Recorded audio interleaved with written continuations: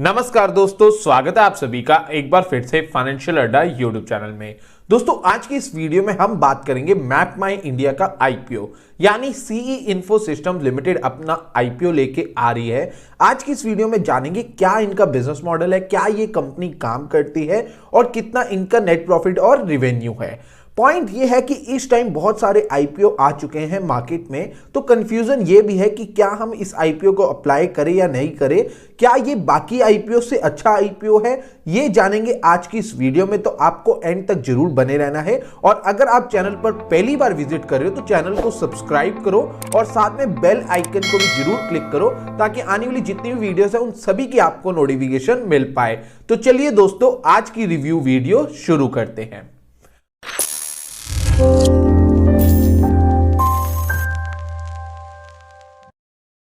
यहां पर हम बात करेंगे मैप माई इंडिया कंपनी के बारे में।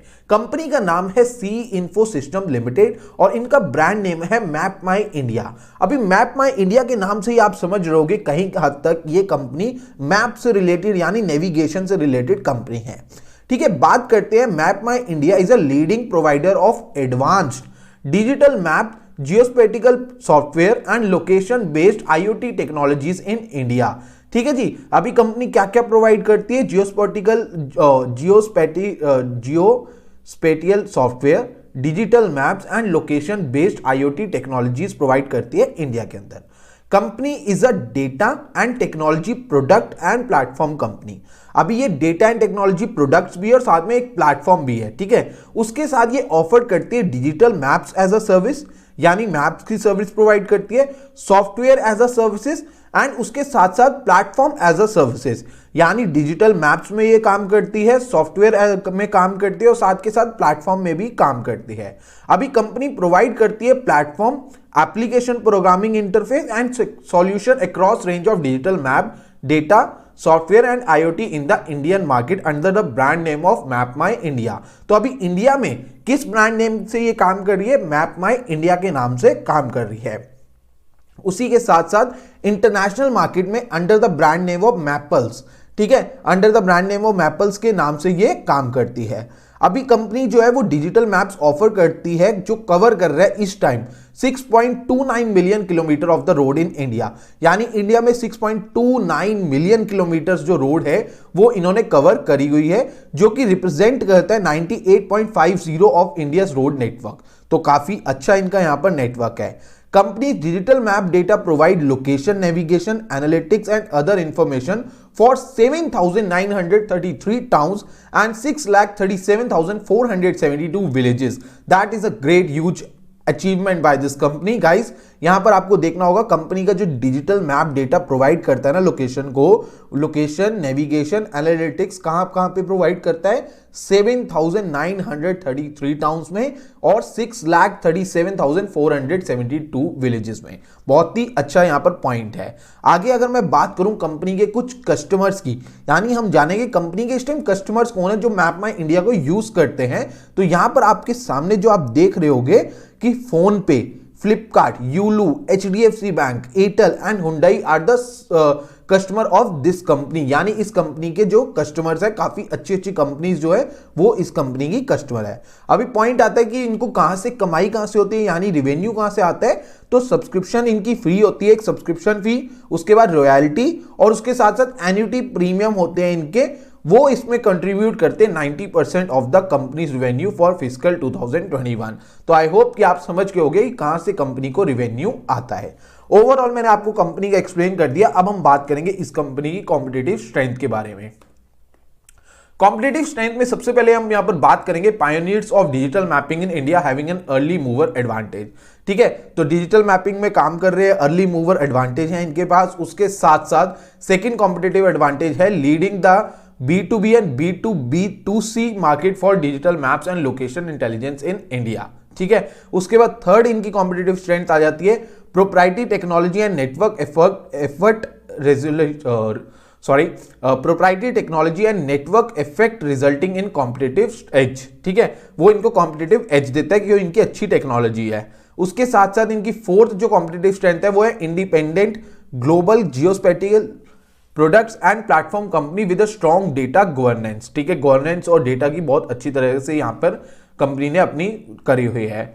उसके साथ साथ कंसिस्टेंट प्रॉफिटेबल है, फाइनेंशियली कंपनी स्ट्रॉन्ग है। और अब हम बात करेंगे कंपनी के प्रोमोटर्स के बारे में। तो अब हम बात कर रहे थे कंपनी के प्रोमोटर्स की, तो Rakesh Kumar Verma and Rashmi Verma are the company promoter. अब हम बात करेंगे कंपनी के फाइनेंशियल्स के बारे में। फाइनेंशियल्स हमें यह बताएगा कि क्या कंपनी प्रॉफिटेबल है या नहीं। अगर कंपनी प्रॉफिटेबल है तो चलिए देखते हैं कितना कंपनी ने प्रॉफिट अर्न किया। तो अगर हम बात करें रिवेन्यू फ्रॉम ऑपरेशंस की कि कंपनी ने कितना रिवेन्यू अर्न किया, तो आपके सामने है 2019 में कंपनी ने रिवेन्यू अर्न किया 135.26 करोड़, यानी 135 करोड़ का यहां पे रिवेन्यू आया। उसके बाद रिवेन्यू इंक्रीज होके हो गया 2020 में 148.63 करोड़। उसके बाद रिवेन्यू इंक्रीज हुआ 152.46 करोड़। और अगर मैं बात करूं एज ऑफ सितंबर 30 तो अभी तक रिवेन्यू आ चुका है 100.03 करोड़। तो 100 करोड़ का रिवेन्यू अभी तक कंपनी के पास आ चुका है। अब हम बात करेंगे net profit for the period. तो नेट प्रॉफिट आपके सामने आप देख रहे हो कि 2019 में नेट प्रॉफिट था 33.57 करोड़। उसके बाद प्रॉफिट थोड़ा सा डिक्लाइन आया ड्यू टू कोविड, हो सकता है रीजन। तो 2020 में 23.20 करोड़। उसके बाद काफी अच्छी ग्रोथ देखने को मिली, 59.43 करोड़ का प्रॉफिट आया 2021 में। और अभी तक अगर मैं बात करूं एज ऑफ सितंबर 30 2021 की, तो 46.77 करोड़ का यहां पर प्रॉफिट है। तो overall company is financially strong, पिछले 3 साल से प्रॉफिटेबल है, रिवेन्यू की भी अच्छी ग्रोथ हो रही है, साथ के साथ प्रॉफिट की भी अच्छी ग्रोथ हो रही है। तो ओवरऑल कंपनी के फाइनेंशियल्स जो है वो काफी स्ट्रांग है। अब हम बात करेंगे objective of the issue. Objective हमें यह बताता है कि कंपनी आईपीओ लेके आ क्यों रही है। तो ऑब्जेक्टिव ऑफ द इशू यही है कि इनको अपनी स्टॉक एक्सचेंजेस पे जो है बेनिफिट करना है लिस्टिंग का, यानी कंपनी को लिस्ट कराना है स्टॉक एक्सचेंज पे और उनको बेनिफिट करना है और अपने शेयर्स को बेचना है यहां पर, यानी प्रमोटर्स अपना यहां पर माल जो है वो बेचकर निकल रहे हैं। ये पूरा का पूरा ऑफर फॉर सेल आईपीओ है, यहां पे कोई भी फ्रेश इशू नहीं है। ये मैं आगे इसका मीनिंग बताऊंगा कि क्या मतलब होता है ऑफर फॉर सेल और फ्रेश इशू का। तो चलिए अगर बेसिक डिटेल्स के बारे में बात करें तो आईपीओ ऑलरेडी ओपन हो चुका है दिसंबर 9 को और क्लोज हो रहा है 13 दिसंबर 2021 को, यानी मंडे को लास्ट डे होगा। तो एक चीज मैं आपको गाइस बता दूं कि मंडे को लास्ट डे है, तो अगर आपको आईपीओ अप्लाई करना होगा तो 1 बजे से पहले अप्लाई कर देना। इशू टाइप की बात करूं तो बुक बिल्ड इशू है, फेस वैल्यू ₹2 पर इक्विटी शेयर की फेस वैल्यू है। आईपीओ प्राइस बैंड की बात करूं तो ₹1000 से लेकर ₹1033 पर इक्विटी शेयर का प्राइस बैंड है। मार्केट लॉट की बात करूं तो 14 शेयर्स का मार्केट लॉट है। Minimum order quantity 14 share. Listing Bombay stock exchange, national stock exchange दोनों पे ही है। इशू साइज की बात करूं 1039.61 करोड़, यानी 1040 करोड़ के आसपास का आईपीओ है, जिसमें पूरा का पूरा ऑफर फॉर सेल है 1040 करोड़ के आसपास का। QIB को जो ऑफर कर रहे हैं वो है 50% ऑफ द ऑफर। रिटेल के लिए ऑफर करा जा रहा है यहाँ पे 35% और HNI के लिए ऑफर करा जा रहा है 15% ऑफ द टोटल आईपीओ। तो मैं आपको बता रहा था कि ऑफर फॉर सेल का, यहां पे ऑफर फॉर सेल का सिंपल मतलब है जो एग्जिस्टिंग प्रमोटर्स है they are selling their own stake, यानी वो अपना कुछ माल बेच रहे हैं और वो जो पैसा है वो उन प्रमोटर्स के पास आएगा, कंपनी के पास नहीं जाएगा। यहां पे कोई भी फ्रेश इशू नहीं है। अब मैं बात करूंगा टेंटेटिव टाइम टेबल की, तो आईपीओ ओपन हो रहा है दिसंबर 9 2021 को, क्लोज हो रहा है दिसंबर 13 को। लास्ट डे है यानी मंडे 13 दिसंबर को ये आईपीओ क्लोज होगा। बेसिस ऑफ अलॉटमेंट, यानी अलॉटमेंट कब आएगी 16 दिसंबर के आसपास अलॉटमेंट आ जाएगी। रिफंड 17 दिसंबर को आ जाएगा, कभी कभार रिफंड आने में 2 से 3 दिन लग जाते हैं, तो पैनिक बिल्कुल भी मत होना। Credit of shares to demat account की अगर मैं बात करूं तो दिसंबर 20 2021 को ये डेट रखी गई है और आईपीओ लिस्टिंग की डेट है 21 दिसंबर 2021। अब मैं बात करूंगा मैप माई इंडिया के आईपीओ लॉट साइज की, तो मिनिमम 1 लॉट आप अप्लाई कर सकते हो जिसमें होंगे 14 शेयर और टोटल अमाउंट होगा 14,462। मैक्सिमम आप 13 लॉट अप्लाई कर सकते हो। रिटेल कैटेगरी में 182 शेयर टोटल होंगे और अमाउंट होगा 1,88,006 अब मैं बात करूंगा प्रमोटर्स होल्डिंग की, तो अभी प्रमोटर्स की होल्डिंग है 61.7% और आफ्टर इशू प्रमोटर्स की होल्डिंग हो जाएगी 53.73%। ओवरऑल प्रमोटर की होल्डिंग काफी कम हो रही है बट अबव 50% भी ठीक है, बट ज्यादा इससे नीचे जाना कंपनी के लिए अच्छी बात नहीं है। अब जैसे कि सारी हमने कंपनी के बारे में बात कर ली, सीई इन्फो सिस्टम्स के बारे में, अब हम बेसिकली डिस्कस करेंगे स्वॉट एनालिसिस, यानी हम बात करेंगे इस कंपनी की स्ट्रेंथ, वीकनेस, अपॉर्चुनिटीज और थ्रेट की। तो स्वॉट एनालिसिस के लिए चलते हैं एंजल वन की वेबसाइट पे। और गाइस, अगर आपको एंजल वन का फ्री डीमैट अकाउंट ओपन करना है तो लिंक डिस्क्रिप्शन में अवेलेबल है। ये हमारा अपना रेफरल लिंक है, तो अगर आप इस लिंक से ओपन करते हो तो आपको काफी सारे बेनिफिट्स भी मिलेंगे हमारी तरफ से। वो सारे बेनिफिट जानने के लिए आप हमारे डिस्क्रिप्शन चेक कर सकते हो। अब हम बात करेंगे स्वॉट एनालिसिस की। तो स्वॉट एनालिसिस में सबसे पहले हम डिस्कस करेंगे स्ट्रेंथ की। कंपनी की स्ट्रेंथ क्या है? कंपनी की पहली स्ट्रेंथ है मार्केट पोजीशन। अभी कंपनी की जो करेंटली मार्केट में जो पोजीशन है, MapMyIndia is the market leader in its segment, यानी अपने सेगमेंट में ये मार्केट लीडर है, both in terms of product and revenue, यानी प्रोडक्ट्स में और रेवेन्यू में दोनों में ही मार्केट लीडर है। उसके बाद स्ट्रॉन्ग फाइनेंशियल बेस, यानी कंपनी की जो बैलेंस शीट है वो रिफ्लेक्ट करती है इनकी financial strength. Company overall strong है। और उसके बाद आपने इसके देख लिए जो मैंने आपको दिखाया रेवेन्यू, उसके बाद आपको नेट प्रॉफिट दिखाया। Overall company is a financially strong. उसके बाद है एक्सटेंसिव प्रोडक्ट पोर्टफोलियो, और कंपनी के पास एक अच्छा प्रोडक्ट पोर्टफोलियो है जिसमें वो नेविगेशन, मैपिंग और अच्छी तरह से डिजिटल मैपिंग और नेविगेशन और भी चीजों में काम कर रही है। तो ओवरऑल प्रोडक्ट पोर्टफोलियो कंपनी का बढ़िया है। तो स्ट्रेंथ कई हद तक कंपनी की अच्छी है। अब हम बात करेंगे वीकनेस की। तो इंडिया फोकस्ड बिजनेस, ठीक है, the primary business of MapMyIndia is India focused, so the company needs to further expand its business to improve global presence. तो अभी इनकी जो मेन पकड़ है, कह लो पकड़ कहते हैं हिंदी में वर्ड, वो कहां पर है? इंडिया के अंदर है। अगर इनको अपना काम बढ़ाना है तो कहीं हद तक इनको बाहर निकलना पड़ेगा, यानी ग्लोबली प्रेजेंस अपनी बनानी पड़ेगी। अपॉर्चुनिटीज, अभी इस कंपनी के लिए अपॉर्चुनिटीज क्या है? Rising demand for navigation and associated technology. अभी जो नेविगेशन से रिलेटेड या इससे रिलेटेड कोई टेक्नोलॉजी है उसकी डिमांड जो है वो इंक्रीज कर रही है। The demand for navigation and other associated technologies is on the rise, increasing this companies business potential. अभी जैसे जैसे नेविगेशन की डिमांड इंक्रीज हो रही है, कहीं हद तक इस कंपनी को ज्यादा फायदा होगा। अब पॉइंट आता है थ्रेट का। थ्रेट कंपनी के लिए बहुत ही बड़ा थ्रेट है यहां पर, क्योंकि कंपटीशन इनको मिल रहा है सीधा सीधा गूगल से। Google maps, which is the only well-known mapping and navigation service, is yet to be fully operational in India.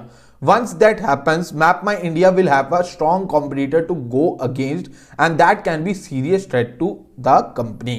यानी Google Maps जो है वो which is the one only well known mapping and navigation service. और Google map आपको पता है बहुत बड़ा है। गूगल मैप से मतलब कह लो इतना ज्यादा कंपटीशन इनको मिल सकता है अगर वो वेल नोन पूरा हो जाए इंडिया के अंदर। तो कई हद तक MapMyIndia को बहुत बड़ा थ्रेट है गूगल इंडिया से। तो कई हद तक बहुत मोटा कंपटीशन, बहुत टफ कंपटीशन इनके अंदर चलेगा। तो ये एक इनके लिए थ्रेट है। अब बात करेंगे ओवरऑल आईपीओ में मेरा क्या व्यू है, मैं इसमें अप्लाई कर रहा हूं या अवॉइड कर रहा हूं। तो मैं आपको सिंपल अपना व्यू बताता हूं। मैं ऑलरेडी अप्लाई कर चुका हूं। हर एक फैमिली मेंबर के डीमैट से एक एक लॉट मैंने अप्लाई कर दिया है फैमिली मेंबर्स के। तो मैं ऑलरेडी इसमें अप्लाई कर चुका हूं और मैं इसमें जो अप्लाई कर रहा हूं वो कर रहा हूं मैं लिस्टिंग गेन और लॉन्ग टर्म। और इसमें मैं 80-20 वाली स्ट्रैटेजी खेलूंगा। आपको पता है मेरी 80-20 स्ट्रैटेजी, 80% लिस्टिंग गेन बुक करूंगा, 20% स्टॉक्स जो है मैं होल्ड करूंगा अगर मुझे लॉट यहां पर मिलता है। जीएमपी की बात करूं, अभी जीएमपी चल रहा है यहां पर कंपनी का लगभग 1000 रुपीज के आसपास। तो 1000 rupees is a big guys. मैंने टोटल शेयर्स आपको नीचे बताए, 14 शेयर्स टोटल है, ठीक है। तो 14 शेयर्स को अगर मैं 1000 से इंटू करूं तो 14K का प्रॉफिट हमें देखने को मिलता है, which is a huge amount. तो एक अच्छा अमाउंट है, हमारा पैसा यहां पे बन सकता है। तो एक एक लॉट अपने फैमिली मेंबर्स के डीमैट से लगाइए। अगर आपकी फैमिली मेंबर्स के पास डीमैट नहीं है तो free demat account angel broking के साथ, एंजल वन के साथ आप ओपन कर सकते हो। तो यहां पर मैं अपना लॉन्ग टर्म और लिस्टिंग इन दोनों के लिए लगा रहा हूं। 80-20 स्ट्रैटेजी खेलूंगा, 80% लिस्टिंग इन, 20% लॉन्ग टर्म। और अच्छा आईपीओ है, एक अप्लाई कर सकते हो, लिस्टिंग इन बन सकता है। आज की रिव्यू वीडियो यहीं तक ही है। आज की वीडियो अच्छी लगी तो कमेंट करके जरूर बताना है। ये डिस्क्लेमर मैं एक बार देना चाहता हूं, ये मेरा पर्सनल व्यू है, आप अपना एनालिसिस जरूर करना और अपने एडवाइजर से एडवाइस लिए बिना इन्वेस्टमेंट मत करना। आज की वीडियो के लिए इतना ही, मिलते हैं एक और आईपीओ वीडियो के साथ जल्द ही। नमस्कार।